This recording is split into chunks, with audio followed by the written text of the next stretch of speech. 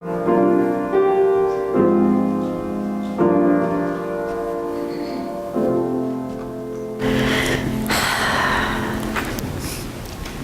guess where I went with this movie.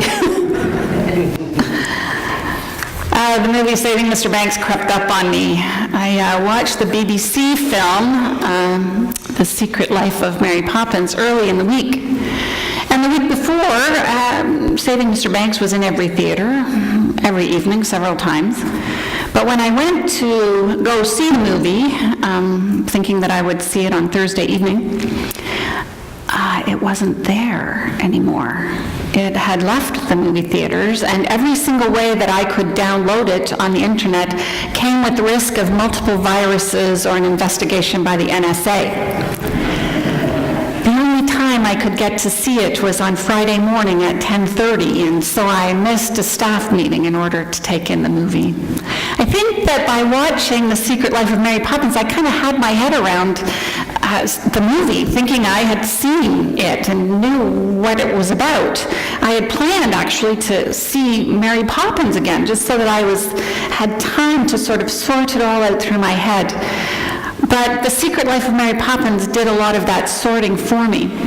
So that when I saw Saving Mr. Banks, I already understood a lot of the criticism about it and what was perhaps the premise for the entire movie, which, as we all know, is Disney's recipe for making our lives safe, for making them better, for drawing, as the woman who did the documentary, can't remember her name, as she says, to put it all into some kind of order that makes sense for us.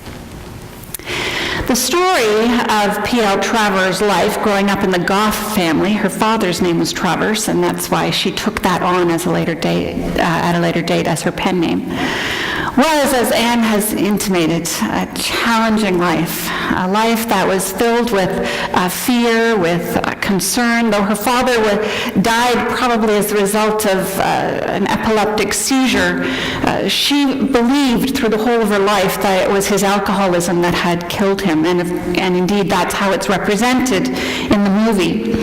Growing up with younger siblings, she was, as the oldest sibling often is, burdened with the responsibility of caring for the children. And a couple of years after he died, she was charged with the responsibility of taking care of her smaller siblings as her mother went out to kill herself, informing her that she was doing so and that she would need to take care of the children.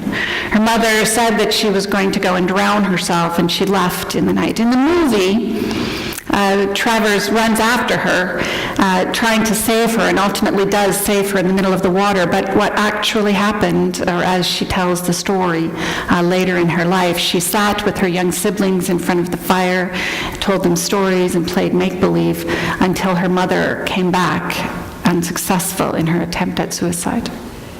So her life was filled with these unresolved issues. Her Aunt Ellie finally being the paragon of order that she needed in her life, someone strong who was going to make everything okay. And that seems to be the individual that comes out as Mary Poppins in her books. The movie portrays the struggle that Travers had with Walt Disney as she tried to control the creation of the script and how it was going to be filmed and whether there would be animation or not. And it all hinges on her not having yet signed the contract. A profoundly moving scene at the end when Disney shows up at her townhouse in England and speaks to her from his heart, sharing what is actually truth about Disney's actual childhood, and so swaying her into signing the contract. In actual fact, the contract was signed before she ever even headed to California. She had agreed to allow the movie to be made long before she ever got there. So that whole premise is indeed not true. There's a lot of things that aren't true in the movie, and many people have written a number of things about that, arguing that they won't even see the movie because of its dishonesty and its lack of integrity and its muddying the truths about Travers Travers' life and all of that, arguing that truthfulness is more important in the portrayal of this kind of story. But I think that what's more important in this kind of story is what Disney's trying to do in this story, and that is do what Disney does best. Scott and I have this theory about Walt Disney World, and that those people who go back to Walt Disney World over and over and over again are often people who have had that kind of life that Pamela Travers reflects on and that Walt Disney lifts up in this story. A life that's been fractured as a child, where those pieces aren't woven beautifully into the tapestry of who they are when they grow up. But they're these ragged edges that have to constantly be woven back in until the pattern of what might have been is almost indiscernible. And in that, with that kind of sadness left out there in an adult's life, unresolved sadness from childhood, this world of Walt Disney, this perfect place with pristine architecture and cobbled streets and no dust and happy people, is a resolution of sorts. It heals a heart. It's like almost going back into the womb of childhood and being able to find that there is the possibility it can be perfect.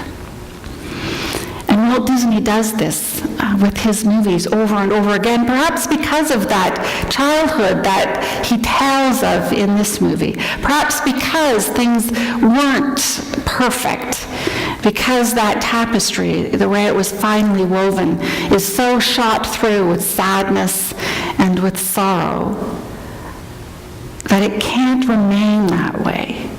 That there has to be some kind of a gloss put over it so that ultimately the colors come through, if not the actual pattern, and you can see that there's something beautiful about it, and then you can walk on that and decide that that's going to be life, the way it could have been, the way it should have been.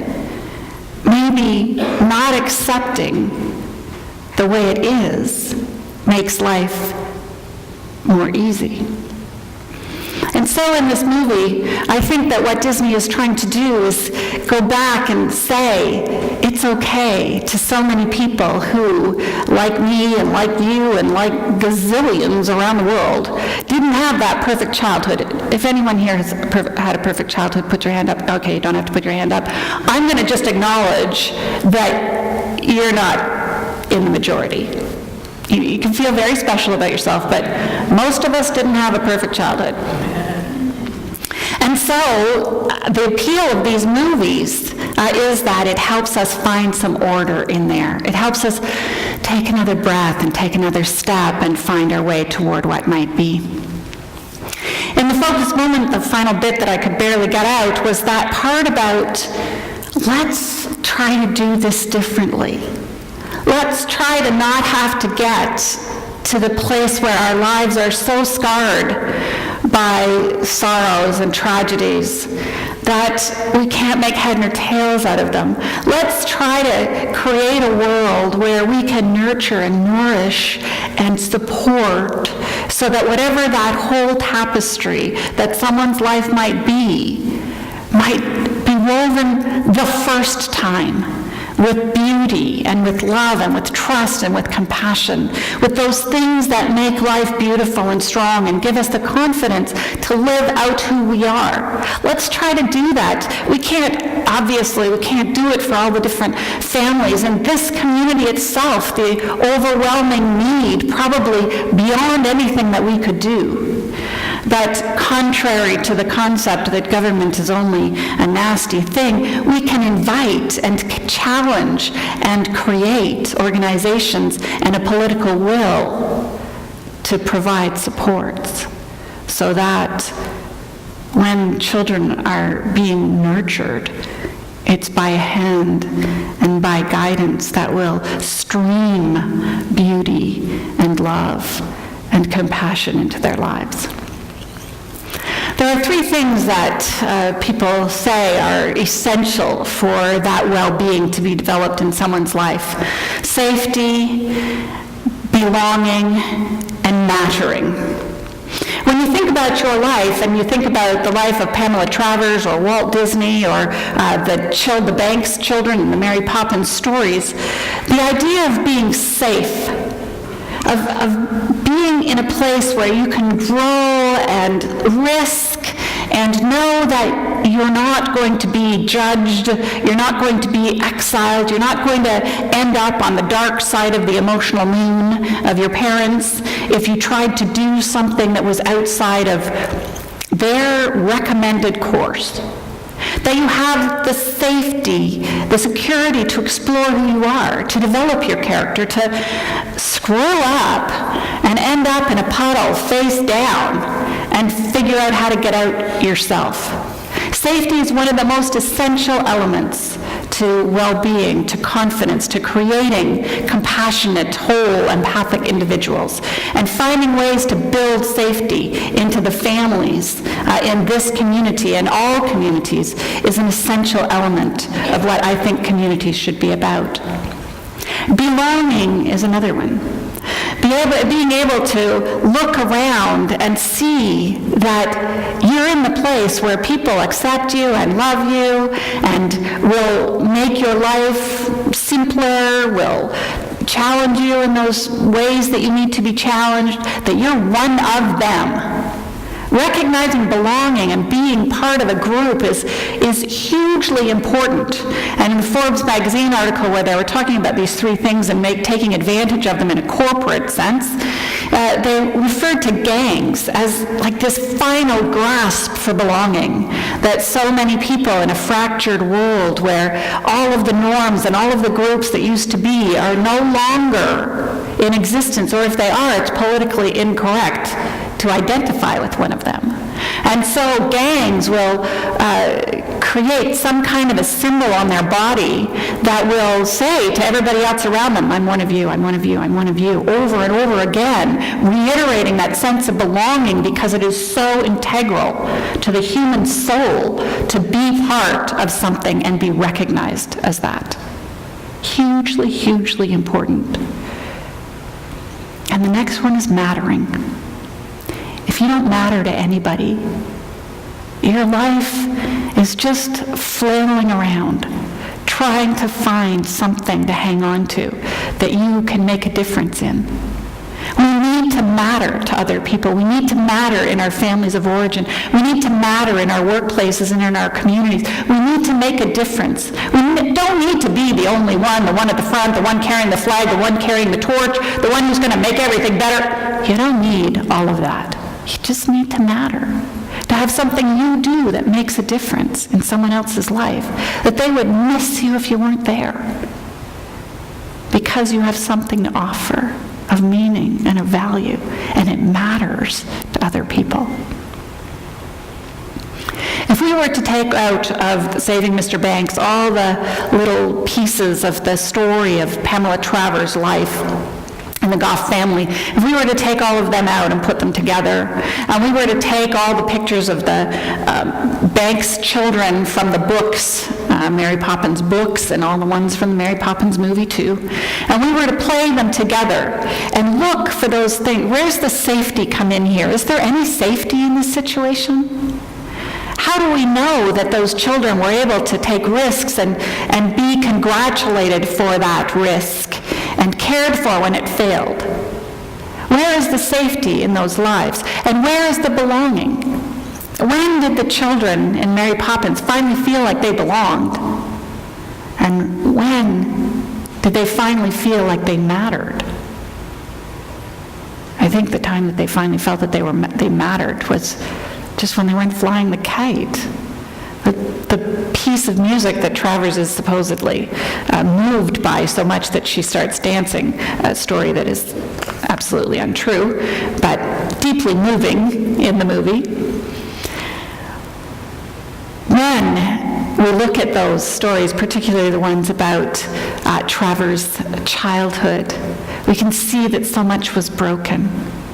And those of us who didn't grow up in a perfect family can resonate with that brokenness. We recognize that the truth that we walk upon is so often not reality. I marvel often at how different a child's perspective is from an adult's. And so when they're creating their truths, they're hanging them on worldviews that we don't understand, on structures that we're unaware of. And so they cobble together this broken truth that lays out for them the life path that they're going to walk. And how we often never know what it is that they misunderstood, what it was that they placed in a certain place in their memory and attribute it to something we did or said that they felt was so deeply wrong, or that they just misunderstood. And you don't ever get back, you don't get the opportunity to go back and correct that, because A, they don't think that they're wrong, so they don't tell you about it. And B, we always put away money for their education and never for their therapy. So there's never an opportunity to go back and sit down with them and say, you thought what? So we must be gentle. We must learn to be gentle. And we must learn to be open. But mostly we must learn to find ways to provide those three things for every human child and for ourselves: safety and belonging and mattering. I often refer to a study done by Robert Putnam, the guy who wrote Bowling Alone, and Shane Lim, published in December of 2010, where they looked at all that work that says that people who belong to religious organizations have such a stronger sense of well-being than others in the community. But they looked at those numbers and they did their own research, and they realized that it's not actually the religious part of it that is what leads to that well-being. It's the belonging part. It's the safety part, and it's the mattering part. And when those three things are woven into people's lives, they feel a different connection with the world. And they can walk, even when their history is broken and sad and makes them stumble over and over again, they walk with more sureness than they normally would, because they have someone who sits next to them on a Sunday morning who helps them understand that they belong. And they have a story that they tell one another that means that if they fall, they're not going to be alone. There's a safety and a security there, whether it's in a supernatural power or whether it's in the power that lives in the relationships that we build with one another. And they know that they matter, because someone says, how are you? Or can you do this? Or thanks for being there. Those three things in these fragile communities of faith are so integral to the human spirit that the work that you do of preserving them beyond belief is so crucial. We all have stories. We all wish that we could hand them over to the writers at Walt Disney and have them come out with this beautiful flourish and animation even perhaps, and songs that would make them beautiful, that would give them back to us with the kind of healing that we would need. But that doesn't happen. Not in California anyway. It does happen in places like this though. Maybe not the animation part. But the retelling and the opportunity to hand your story to someone that you know is going to take it and hold it and care for it. That happens in places like this. I know, because I do it over and over again. And you take that story and you hold it. And so you hold my heart. And I know that you do this for one another. And that is an incredible gift. And so, saving Mr. Banks was a moment of saving Gretta, and a moment for saving Margaret, and a moment for saving Carrie, and a moment for saving all of you. It's a moment that we can hold broken shattered, or maybe even just a little bruised. I'm noticing a lot of bruises there, Marion. Maybe just a little bruised. But find our way toward a wholeness that can take us into tomorrow and the next day and the next day, and maybe create a future where our hearts are not so heavy laden.